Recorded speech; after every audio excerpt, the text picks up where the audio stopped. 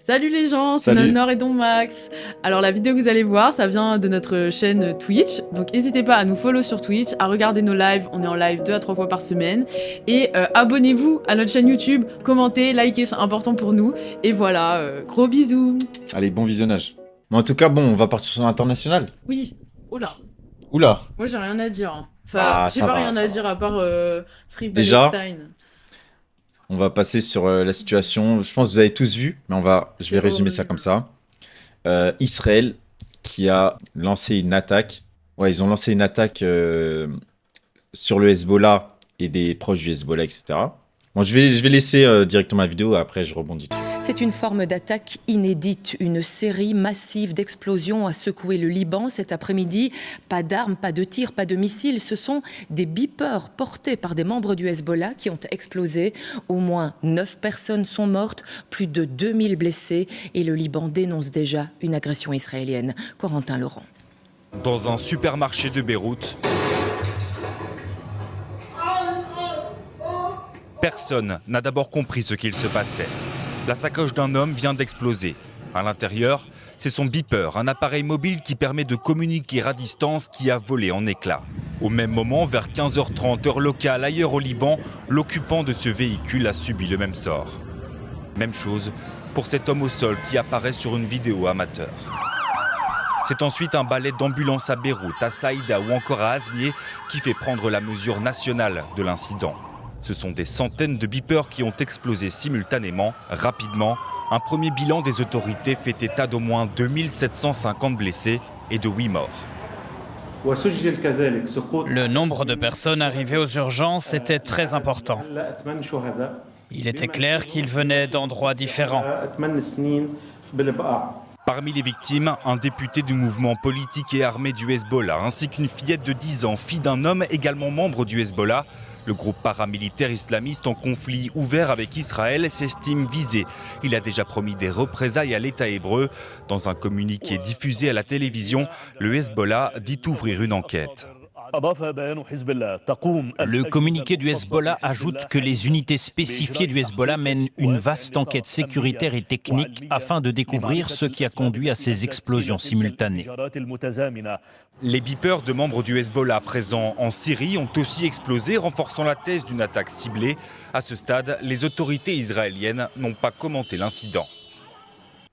Donc voilà, bon.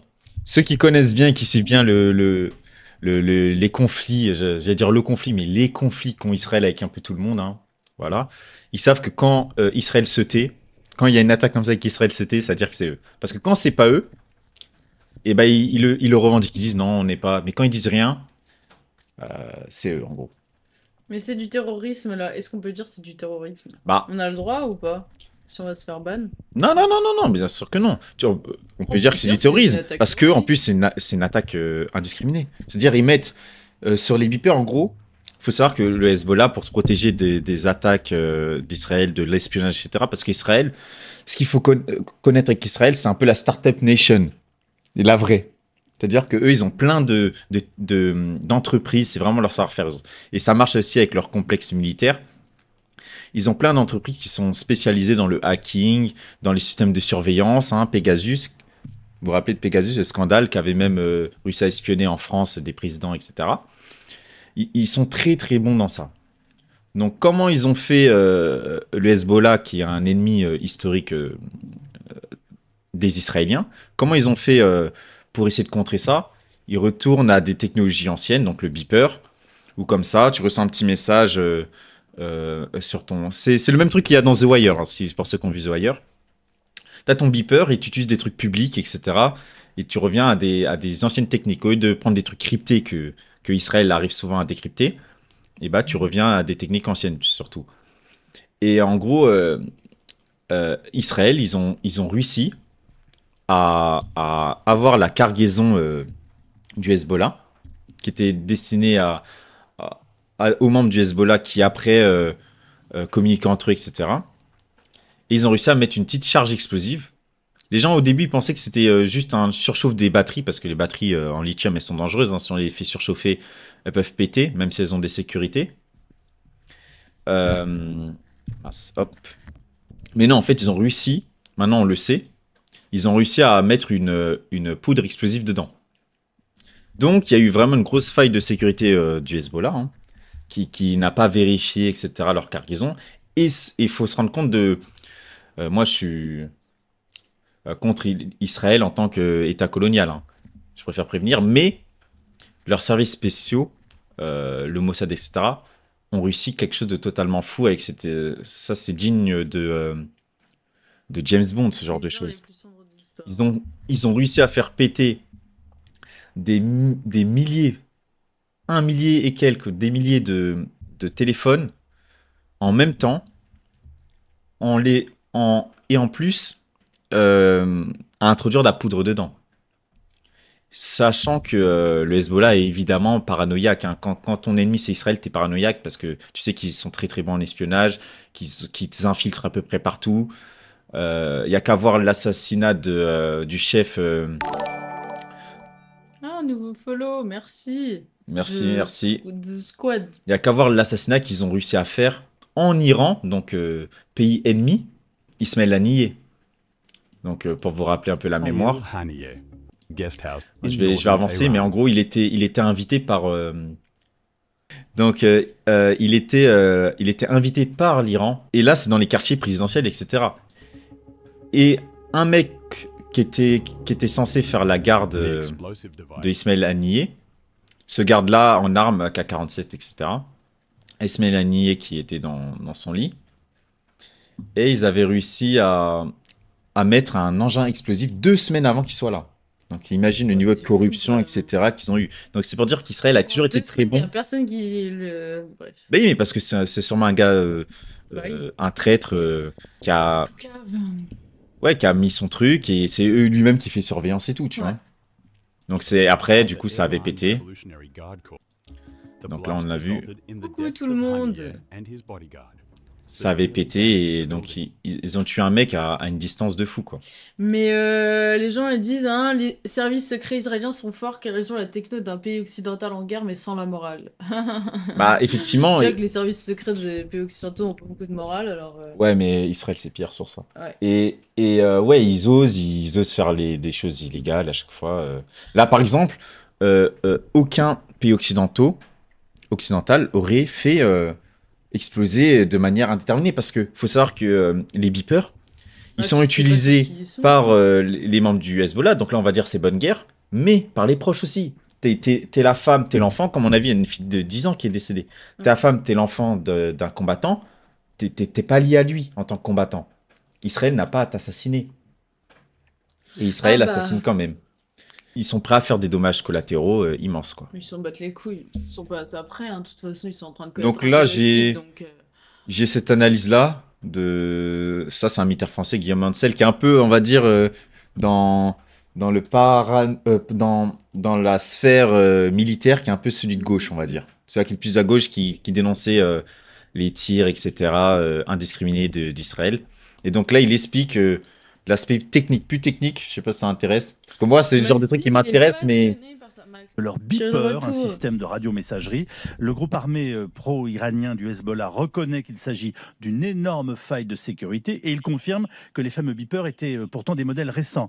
Comme souvent, aucune réaction ni revendication de l'armée israélienne et on apprend à l'instant que 14 blessés ont eu lieu dans l'explosion des beepers chez des membres du Hezbollah, mais cette fois-ci en Syrie. Guillaume Ancel, comment une pareille opération est-elle possible ? Déjà, il faut une sacrée maîtrise informatique, puisqu'on sait qu'en fait, ces beepers ont été hackés, piratés, et que probablement, ce sont les piles, les batteries qui ont été mises en surchauffe, alors qu'il y a moult systèmes de sécurité. Ouais, là, on sait que maintenant, c'est faux, ça n'a pas été mis en surchauffe, c'est... Le lithium ? Ils ont réussi à mettre de l'explosif dedans. Ah, oui, là, peut-être ça a été mis en surchauffe pour déclencher, mais en tout cas, c'est de l'explosif qu'ils ont réussi à intercepter les cargaisons pour le Hezbollah, donc c'est complètement fou. Et on sait que c'est des milliers de beepers qui ont été écrasés, ciblés, puisque ce sont des membres du Hezbollah ou des proches du Hezbollah. C'est pour ça qu'il est très très très probable, ou plutôt il est totalement improbable que ce ne soit pas les Israéliens qui aient fait ça. Après, on peut se poser la question de l'objectif qu'ils poursuivaient, parce que dans les beepers, en explosant, sur les images que j'ai vues, les explosions sont très faibles. Oui. Elles font souvent des blessures importantes. Ouais, parce que... Mais il a dit que c'est peu probable que ce soit les Israéliens ? Si, c'est eux. Ah oui, mais il a dit quoi ? Non, c'est eux, c'est sûr. Il n'y a qu'eux qui peuvent faire un truc techniquement comme ça. Mais là, c'est sur la charge explosive. On sait qu'on peut pas tuer, Mais quasiment c'est pas. terrorisme, là. Mais ce qui est intéressant, c'est qu'ils ont envoyé un message sur le beeper avant, pour que les gens le mettent au niveau du visage. Waouh. Donc ça a rendu beaucoup de gens aveugles, etc. aussi. Beaucoup de Oui, membres c'est du vraiment Hezbollah. du terrorisme bête et simple, quoi. Ah C'est oui, vraiment vous terroristes. pour les femmes, On les s'en enfants, fout, les vous mourriez amis. ou pas, on veut juste... Voilà, yeux aveugles, Après, il y en a, ils l'avaient à la ceinture, du coup, ça a pété à la ceinture, comme on a vu le gars tout à l'heure au marché. Parce que les beepers sont portés à la ceinture ou dans la poche, ou à la hauteur des yeux quand on veut voir le type de lumière qui s'est éclairée, mais pour autant, elles ne tuent pas ou elles tuent très rarement les gens. On le voit bien, d'ailleurs, on annonce quelques dizaines de morts pour des milliers de blessés. Par conséquent, c'est une provocation massive contre le Hezbollah. Qu'est-ce que c'est que ces beepers dont on parle? Vous pouvez nous expliquer quand même? Oui. Et par définition, est-ce que ça a été fait à l'usine, pendant, après, vous comprenez? J'aurais dû commencer par ça. Oui. Un beeper, c'est un tout petit boîtier d'alerte qui, en fait, était un peu l'ancêtre du téléphone portable, qui permettait simplement, au lieu de recevoir un message, de recevoir le signal de « vous êtes demandé et vous devriez… » Ouais, Ansel, il est moins pire que les autres, mais bon, ça reste un militaire mental, un gars de Saint-Cyr. Bon, moi, je connais bien les militaires. Bon, voilà, quoi. Faut pas en attendre trop. Oui, de toute façon... y rappeler Les meilleures âmes sont pas à l'armée, quoi. tel ou tel téléphone. Et c'est tout. Parfois, il y a quelques lignes de messages, mais c'est un système hyper simple qui ressemble à un tout petit boîtier de télécommande qui, bien sûr, a une batterie. Bon, ça, je vais passer parce que, bon, c'est un beeper, vous savez ce que c'est. A été équipé le Hezbollah à leur demande d'un de leurs dirigeants parce qu'ils s'étaient aperçus que les Israéliens avaient acquis une immense compétence dans leur capacité à s'introduire dans les téléphones portables, à aller aspirer les contacts, à aller écouter les communications et bien sûr à localiser les gens. Donc pour le Hezbollah, l'équipement en beeper était une manière d'empêcher les Israéliens de rentrer sur leur système de communication. Ils n'avaient jamais imaginé qu'un beeper puisse devenir une arme. Mais le Hezbollah, lui, accuse ce soir Israël en disant c'est Israël qui est à l'origine de cette attaque. Vous dites c'est pas sûr du tout, c'est même voir il faut chercher vraiment ailleurs.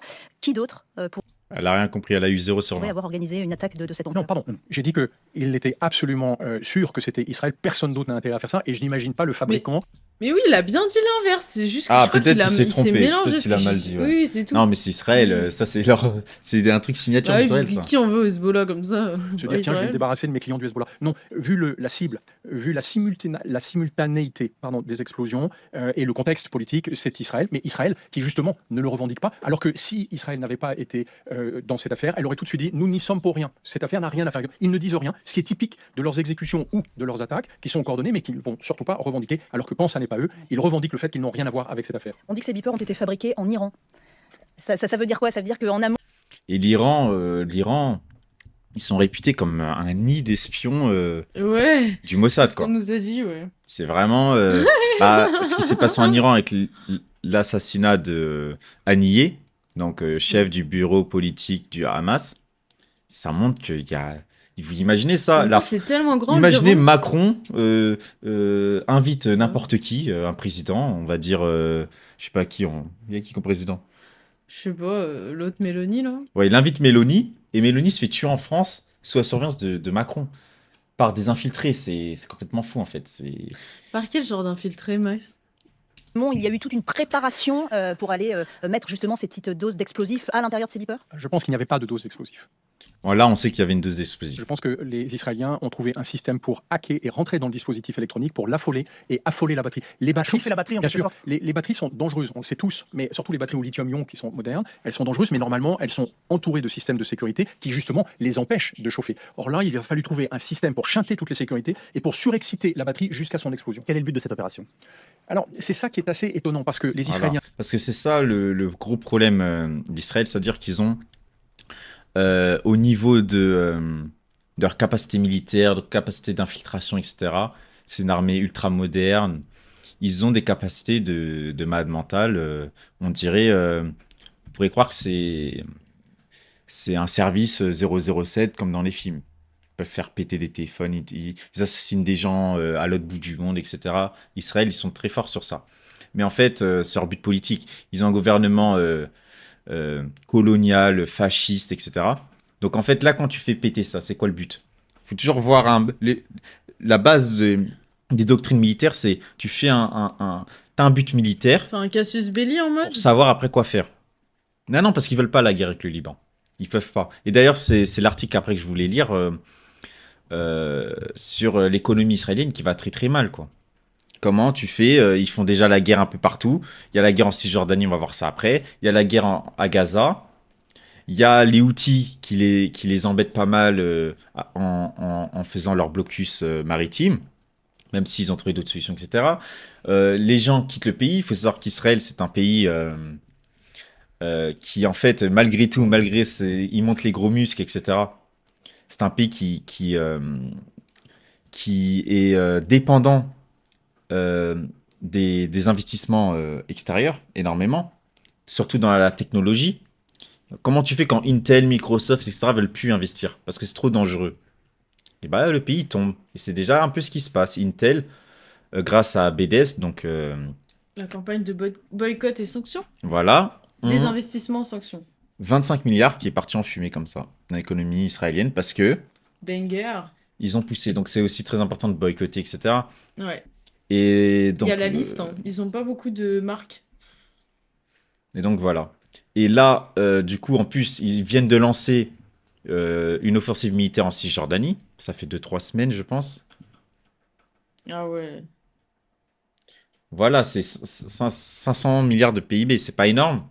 Et ils sont très dépendants. Et en plus, l'un des problèmes d'Israël, qui est peut-être le seul pays au monde qui a ce problème-là, c'est qu'une grosse partie de leur population a la double nationalité. C'est-à-dire que dès qu'il y a des problèmes, ils fuient. Ils se barrent. Donc ils travaillent plus. Ils travaillent plus sur place. Il y a plus. En plus, là, ils ont pris 400 000 personnes en service militaire, etc. pour les opérations militaires. Déjà, ça t'enlève 400 000 hommes et femmes de l'économie. Plus, t'en as plein qui fuient. Ça retourne aux États-Unis en attendant la fin de la guerre. Donc le pays peut s'effondrer en fait. Israël peut être un pays, en tout cas dans l'Israël qu'on connaît, hein, colonial comme il est, etc. Il peut ne jamais voir ses 100 ans.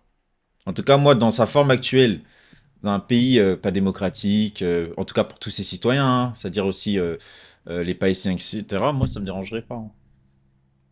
J'ai le droit de le dire ou... Oui, t'as le droit. Donc voilà, là, on va voir l'offensive qu'ils ont lancée en Cisjordanie. Oui, mais c'est là que tu vois qu'Israël est un énorme échec. C'est-à-dire l'endroit qui est censé être le plus safe pour les Juifs, c'est l'endroit le plus dangereux pour les Juifs. C'est l'endroit le plus dangereux pour les Juifs. Vous prenez la société occidentale la plus antisémite que vous voulez, c'est moins dangereux pour un Juif d'être là-bas que d'être en Israël. S'il n'y a plus de sécurité, le pacte est rompu. Mais c'est triste qu'une société repose juste sur son pacte sécuritaire, quoi. Ce qui la rend automatiquement fasciste. Bah oui, bah de toute façon, c'est l'affect premier du fascisme, hein. C'est la peur de pas être en sécurité, quoi. Voilà. L'assaut a commencé en pleine nuit. Des attaques simultanées du haut des airs et du sol. Des raids qui ont visé la ville de Jenin et les camps de réfugiés. Le Hamas en Cisjordanie est très très faible, très peu implanté, donc c'est bizarre. Pourquoi ils attaquent la Cisjordanie? Je comprends pas, on m'a dit que c'était une guerre contre le Hamas et pas contre les Palestiniens. Bon, peut-être que j'ai du mal à comprendre. Ouais. Et de Toubas et de Tulkarem, dans le nord de la Cisjordanie occupée, causant la mort et la dévastation. Tout a été détruit dans la maison, 17 hommes, et 2 de mes enfants sont morts. Le malheur qu'il cause, le malheur qu'il cause. Il s'agissait d'une opération antiterroriste, soutient le porte-parole du gouvernement israélien. Nous avons saisi des armes et... Le Golan, ils l'ont pas rendu. Hein. Le Golan, il me semble qu'ils l'ont pas rendu. Et appréhendé des suspects, ajoute-t-il. Au lever du jour, les soldats israéliens poursuivaient leur opération en commando à pied ou encore en blindé. Et ce qui n'avait pas été détruit par des bombes a été saccagé par des bulldozers. Des dizaines d'entre... C'est ça aussi qui est toujours terrible avec Israël. C'est-à-dire ils viennent en Cisjordanie, qui est une zone qui n'est pas la leur. Ça appartient aux Palestiniens. Même, on va dire... En fait, en soi, ça leur appartient. Oui, mais... C'est eux qui décident de l'autorité en place. Bref, c'est une déprime. Et à chaque fois qu'ils passent, c'est-à-dire ils vont faire leur opération, tuer un membre, un résistant, etc., ils détruisent toutes les routes, ils détruisent toutes les canalisations, ce qui prend des années à se refaire à chaque fois. C'est-à-dire qu'il y a quand même leur envie d'embêter la population, de leur rendre la vie insoutenable, à chaque fois. Et là, ça, c'est du pur sadisme. Parce que... Terrorisme ? De manière pragmatique, ils pourraient se dire, on va essayer de se mettre la population de notre côté, et en même temps, on va essayer de chasser les terroristes, entre guillemets. Mais non, à chaque fois, ils passent, ils leur créent le malheur. Ils cassent toutes les routes, ils cassent toutes les canalisations, etc. Les engins ont arraché des routes et éventré des canalisations et des égouts, des infrastructures essentielles qu'il faudra des décennies à reconstruire. Les soldats israéliens ont aussi entravé le travail d'ambulanciers transportant des blessés, en plus de bloquer l'accès à cet hôpital de Jénine. Ils ont aussi détenu des travailleurs humanitaires d'un bureau du Croissant-Rouge avant de finalement les relâcher. Le Hamas n'hésite pas à évoquer un génocide et estime que ces attaques d'envergure en Cisjordanie occupée démontrent bien la volonté d'Israël de régionaliser le conflit en cours à Gaza. Sur le réseau social X, le ministre israélien des Affaires étrangères soutient que son gouvernement compte agir avec la même détermination qu'à Gaza, notamment en ordonnant des évacuations de Palestiniens de Cisjordanie occupée. Ici Lise Villeneuve, Radio-Canada. De toute façon, le but, c'est la colonisation, hein, c'est de faire fuir le plus de monde en rendant la vie impossible pour que les gens y fuient, soi-disant. Enfin, ils fuient. Pour créer le grand Israël. Quoi. Pour récupérer tout ce qu'ils veulent récupérer. Et ce qui est horrible. C'est terrible. Parce qu'il faut Allez pas oublier, manifester, hein. soi-disant, ce qu'ils aiment bien dire, c'est oui, mais en Cisjordanie, on n'a pas le pouvoir, c'est l'autorité palestinienne qui a le pouvoir. Que ça leur botte, l'autorité palestinienne. L'autorité palestinienne, c'est la collaboration. Regardez, là, par exemple, c'est une vidéo d'un membre de la sécurité de l'autorité palestinienne qui enlève les explosifs posés par la résistance à Naplouse. Et ça, c'est le truc classique de la colonisation. Donc, il prend des risques de sa vie pour aider les colons israéliens et l'armée israélienne. Mais c'est toujours ça, c'est que de la colonisation, c'est que tu utilises les dominés entre eux pour éviter d'avoir à te mouiller toi les mains, quoi. C'est le truc classique, quoi. Donc c'est terrible. Après, c'est la stratégie de Mohamed Abbas, donc qui est le président. Je sais pas si ils disent président, oui, mais je crois que c'est le président de l'autorité palestinienne qui lui pense que la résistance armée ne fonctionnera pas, donc on va passer par des trucs plus institutionnels. Ça, c'est institutionnel, ça? Non, parce qu'il fait des demandes à l'ONU, etc. Mais en même temps, c'est l'autorité palestinienne, donc sa police, qui fracasse les Palestiniens qui sont trop résistants. Parce qu'il faut savoir que tu veux résister en Cisjordanie, tu dois te battre contre l'autorité palestinienne, donc contre les tiens, et contre les Israéliens et les colons en plus, qui sont armés, full armés. Donc est-ce que je lis cet article Moi je vais le faire en rapido. Ah, moi j'abandonne. Non mais parce que ça peut être intéressant pour donner une... Ouais vas-y. Pour vous donner une sortie positive, pour être optimiste sur ce qui pourrait se passer par rapport à Israël, et pourquoi peut-être que c'est la fin de l'économie israélienne, donc la fin d'Israël, et en tout cas... ils peuvent pas faire la guerre partout et pas avoir de catastrophe, quoi. Donc je vais traduire en même temps, hein. Hop, ça va être parti.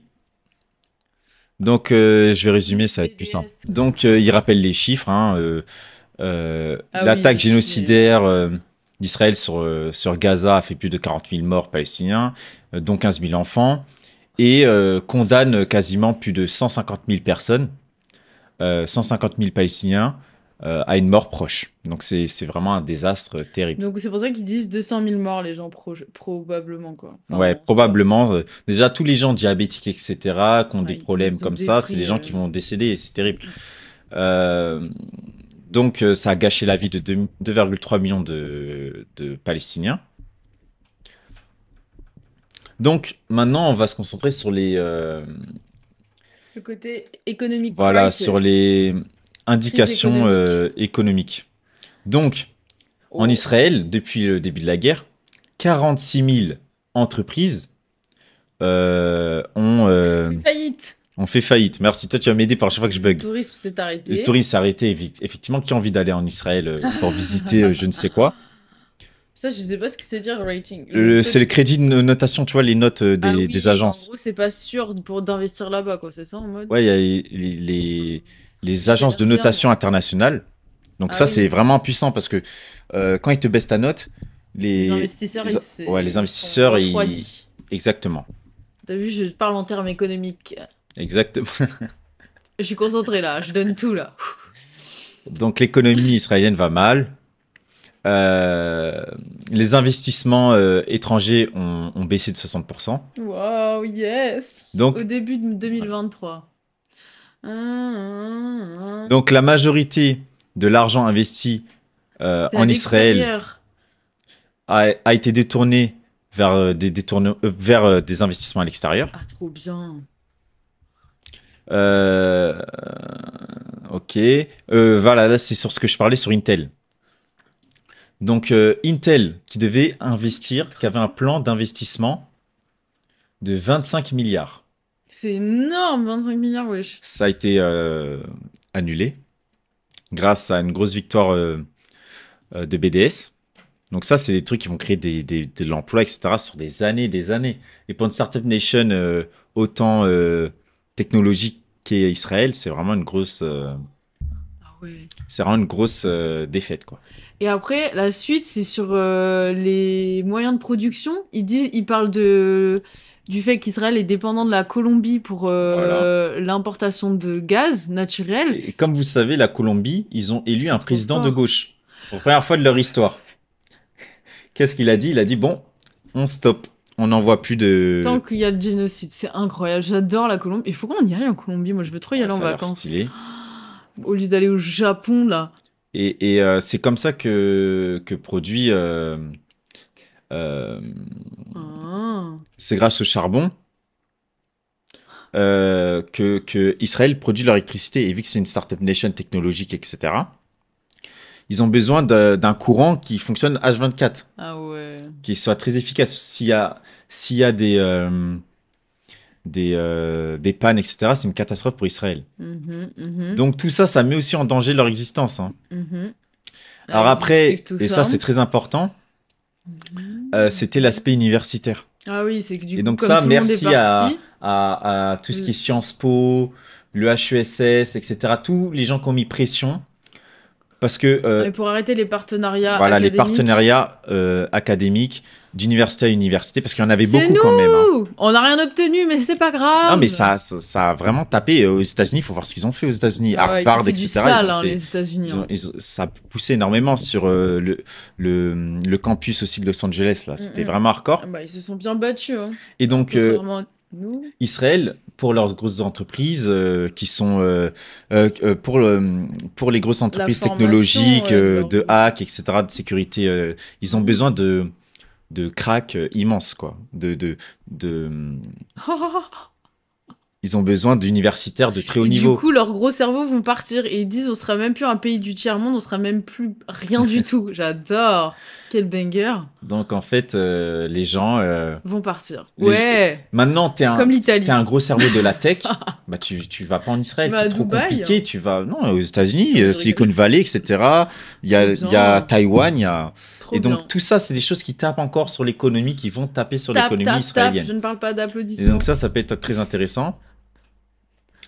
Les seuls facteurs, évidemment, qui n'ont pas de crash, qui n'ont pas de problème, c'est le secteur de l'armement en Israël. Ça fonctionne très, très bien. C'est sûr. Hein. Puis toutes les technologies de reconnaissance faciale, surveillance et tout, qu'ils expérimentent sur les Palestiniens, mais que du coup, si vous vous renseignez là-dessus, c'est hyper marrant, mais c'est hyper marrant, c'est hyper effrayant, oui. Mais c'est à Nice qu'ils ont commencé à faire ça. Genre le maire de droite, là, comment il s'appelle ce connard?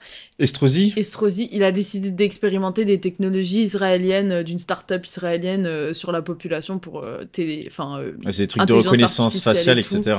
C'est une dinguerie, c'est tellement effrayant. Donc il y a aussi des pays comme la Turquie, la Colombie, etc. qui suspendent voilà, le commerce avec Israël. Tout. L'Union européenne qui menace, mais bon, l'Union européenne après... La gueule des menaces. Donc après, du coup, si pour dans conclure... 5 ans, vous n'avez pas fini le génocide, on prendra peut-être des trucs, c'est grave. Ouais, Strozi. Wow. Donc tu as des sionistes et du coup des antisionistes, des historiens qui sont vraiment inquiets, qui disent que il y a des chances, de par la folie coloniale d'Israël, que ce pays ne voit jamais ses 100 ans. Quoi. Attends, un moment, faut arrêter. Que ce pays ne voit jamais ses 100 ans. Bon, c'est fini sur ça. Banger. On a résumé à gros couteau. Hein.